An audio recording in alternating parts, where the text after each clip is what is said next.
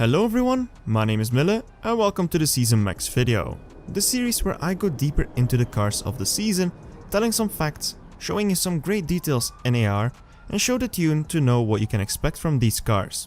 And on top of that, a stage 5 tune for the Prestige car that will help you beat the Prestige Cup. So today I will be talking about the TVR Griffith, the Toyota GR Supra, the Bugatti Chiron Pure Sport, and the Aston Valhalla, which should be the car for the flash event that starts tomorrow. Timestamps for each can be found down below if you want to skip to a certain part. Like usual, the two disclaimers. First of all, I'm not the best one out there at this in terms of shifting and finding tunes. If records exist, I try to get as close as possible, and if there isn't any tunes yet, I try to set a benchmark for others to beat. The other disclaimer is that thanks to Natural Motion for providing the cars and the parts on my dummy account, making this video possible.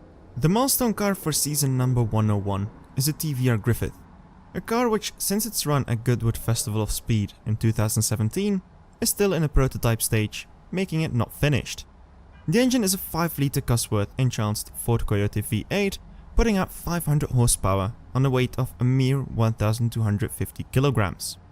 TVR embodies the British principle of race cars. Aside of breaking down often, there are no fancy things like controllers and electronics, just some nifty engineering to bring that raw experience completely to the driver's hands. And there are some aspects on this car that show that. One of those is the full ground effect aerodynamic package designed by the ground effect master Gordon Murray, a famous Formula 1 car designer and the guy who revolutionized racing with a fan car in the 1978 season named the BT46. There are loads of videos on this car online, really interesting to look up for it. On the season video, I used this picture as a thumbnail, which shows a spoiler in the upwards position, but there is none in game.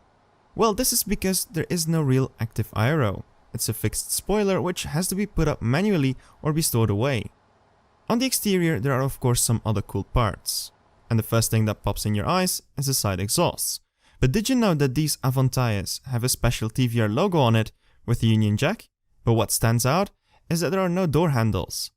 It is supposed to open fully remotely, and if your battery is that of your remote, well, you would have to unscrew the license plate to find a separate handle. This is the British way. Now to the interior then, it's a simple design and it looks clean, with the steering wheel on the right and a UI which I'm surprised to see in terms of fanciness, and the biggest gear knob I've seen in a long time. As for performance in-game, this will be the fastest free-to-get car, not counting in Elite Legends, as it will beat the Fairlady Z without a doubt, because my best run was a 10.033 and it will most likely be improved. It really surprised me, to be honest. Tune and pattern.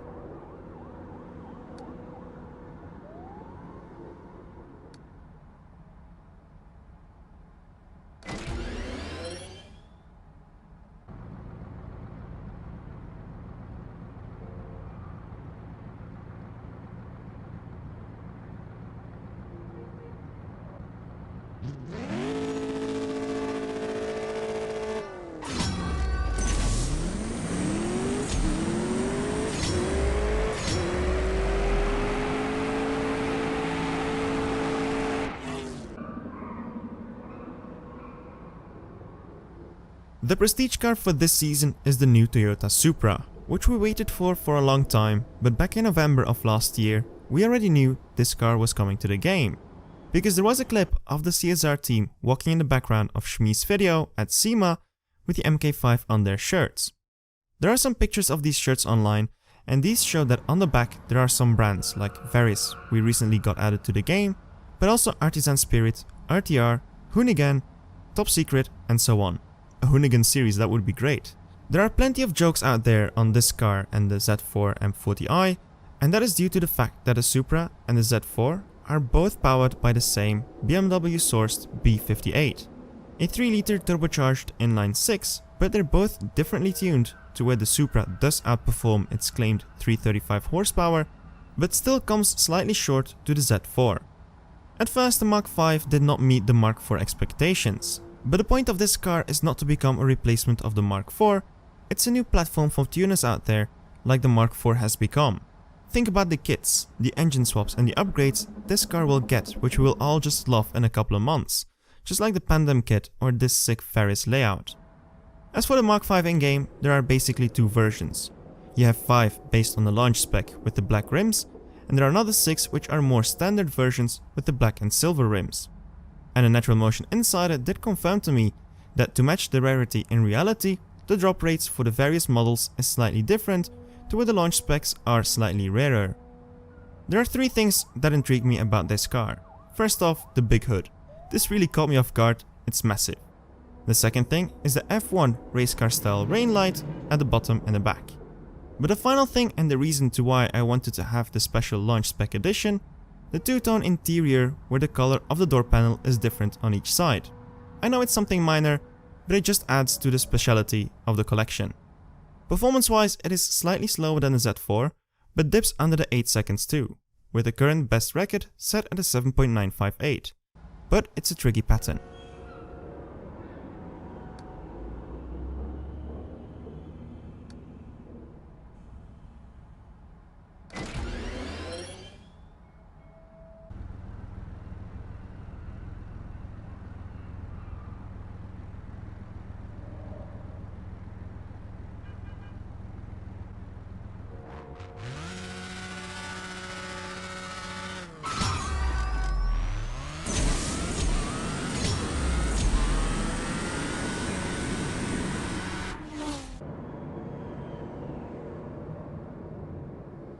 For the Stage 5 tune fully fused, this one can be used to beat the Prestige Cup, as the final time is an 8.8 to 8.9, and with this tune you can run an 8.70 or even dip to an 8.6. But if you don't have it fully fused on Stage 5 and you're still stuck, make sure to again look for Lucia, as she runs slower times in her DBX.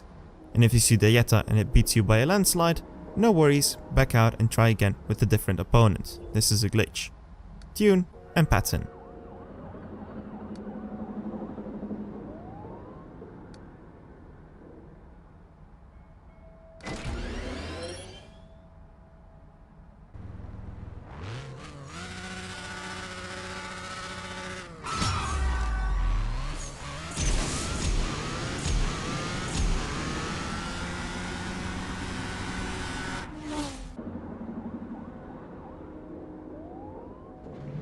The finished event was the Bugatti Chiron Pure Sport Evo Cup, which finished today, and as both the Gold Star and the Purple Star are essentially the same car in a different color, I will cover them both in one go.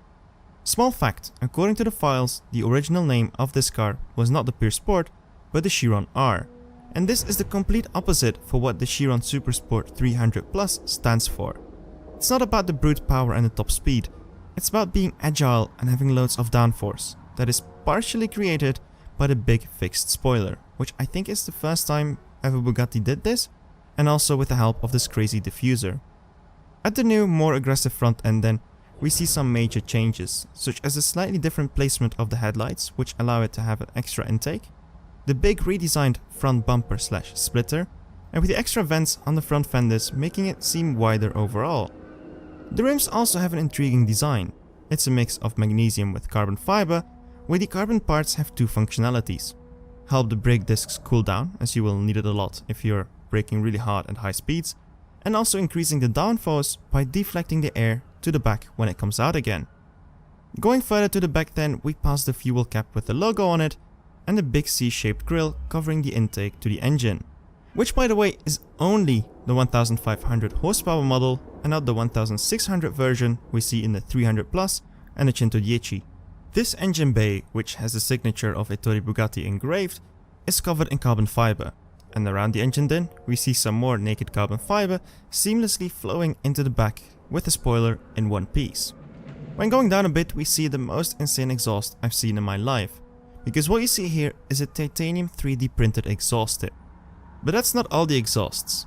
There are 2 other ones. Do you know where they are? Well, they're slightly behind it and they're pointing straight to the ground. The interior is very nice and seems again to be consisting of loads of carbon fiber, and the color of the pattern depends on the version you're looking at. To be honest, blue looks kinda cooler. There's also some new stitching on the seats, which is again depending on the spec. In celebration of Star Wars Day, or May the 4th be with you, so last Monday, a French artist made a render of this car over here, a white Stormtrooper version of the Chiron Pure Sport, and honestly, it looks amazing. I really hope to see this spec someday Or maybe what about an Evo Cup for next year's May 4th? As both cars use the same tune, I will only show it once and I will show the runs back to back. The red version should be slightly faster as the record stands on a 7.238 with the blue one on a 7.246, but on my best attempts I ran the same time for both.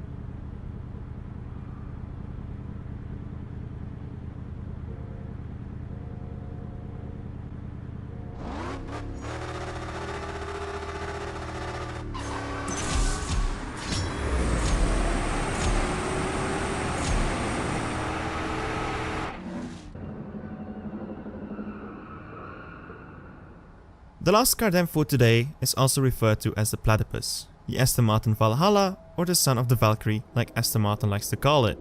It really is a Vikings year this year.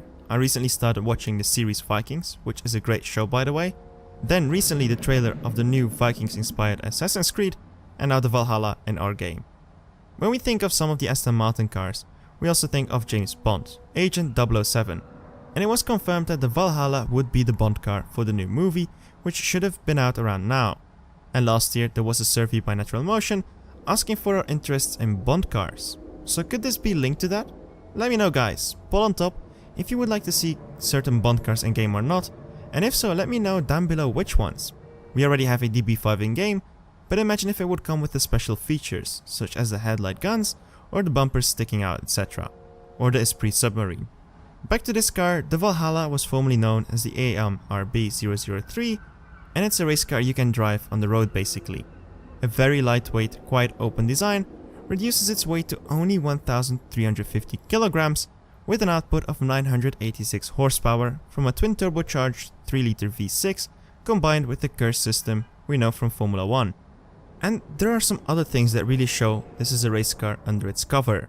It has plenty of aero bits hanging around, the big diffuser in the back, and the front being so open if you look inside of it, you can recognize a Formula 1 style suspension and its barge boards. There are so many things that make this a real track race car, but somehow it's road legal. And then the interior, well that is outside of this world. It's spaceship level. Look at the shapes of that dashboard and the steering wheel. The display attached to the steering wheel is minimalistic, which is quite nice, and there is a second screen which looks like a docked iPhone. Imagine if you could dock your own smartphone when getting into the car and use it as your center console. Now it shows a heart rate, which seems to be a different value than the one shown on screen, which is integrated into the steering wheel, so I guess there is a bug in here. But even then, look at how crazy the steering wheel is with the start-stop button on the bottom of it. But something else which is crazy, look at the pedals mechanism. There are 4 small details I want to mention. Back when I saw this car last year at Geneva, it was the first ever car I encountered to have cameras as side view mirrors, which I had to actually look for because they were so well integrated into the openings of the door. Then going to the top, the exhaust combined with the gills and the brake light looking like a fin reminds me of a ray. And then the best bit, which isn't animated in the game, but this carbon rear wing is actually flex foil wing, a technology that can change the downforce levels without changing the angle of attack, a NASA approved technology. As for how good this car is in game, it's right up there in the top 10, but the best time can only be achieved with a needle drop. I do expect improvements towards the 7.01, but I don't expect it to drop under 7 seconds. Event should start tomorrow, but could of course be delayed.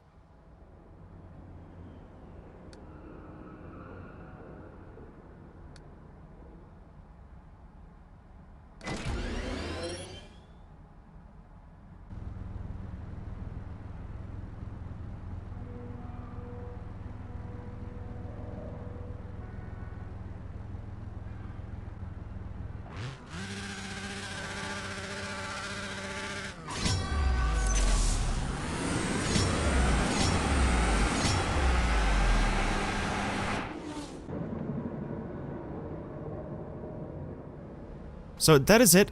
I really tried to cut some parts, but some information I just couldn't hold it to myself. If you enjoyed the video, do not hesitate to leave a like, please. Subscribe for more content like this. My name is Mille. See you around and keep racing.